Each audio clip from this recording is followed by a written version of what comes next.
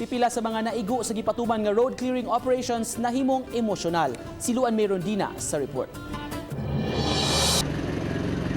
Naabtan sa RTV Balitang Bisda nga gidismantle sa road clearing team kining usa ka gamayng tindahan daplin sa karsada haduol sa Mactan Air Base. Wala ang tagiya sa tindahan dihang nangabot ang clearing team, busa gitawagan siya sa iyang mga higalang tindera. Bisan pa man sa iyang hangyo, padayong giguba ang iyang estruktura kay matud sa pangu sa clearing team, magkadaghang higayonan nila kining gibadlong. Kaning among pag road clearing dili na ingon nga dili na sila patindahon, naalami oras sa pagkuan sa ilahang pagpaninda. Samtang wa kapugi sa 54 anyos nga si Jovi Habido nga maemosyonal dihang ang iyang tindahan na ang giduol sa clearing team. Dapat taon ko'y PWD nga, di pa eskwela ma'am.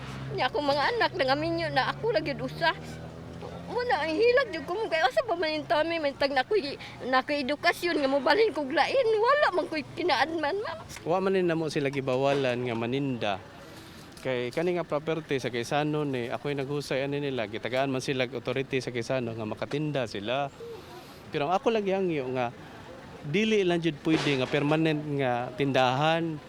Kay maigo man hipos-hipos lang. Gawa sa usa ka gamayng tindahan nga giguba, gipangto usab ang mga sakyanang taud-taud nang gihimong parking area ang karsada. Gipamutlan usab sa clearing team ang mga sanga sa mga kahoy nga nagyunyo na haduol sa karsada ug kadtong haduol sa mga wires. Lakip sa gipunteriya karon sa clearing team ang mga estruktura daplin sa karsada sama niining STL outlet nga mikao na og bahin sa karsada dinhi sa Paho Seaside. Wala ang tagiya sa naasong STL outlet. Apan matod sa tigbantay, nakahibaw na ang tagiya ni ini og misaad nga musubay sila sa 1.5 meter distance. Amo na silang gikuan nga sibog-sibog na, balik na ta sa normal na to nga paninda tungod kay nanatay road clearing. Hayan sunod simana, mupahigayo na usab og inspection ang DILG sa nagkadayang barangay aron pagsuta kung ipatuman ba sila og road clearing operation.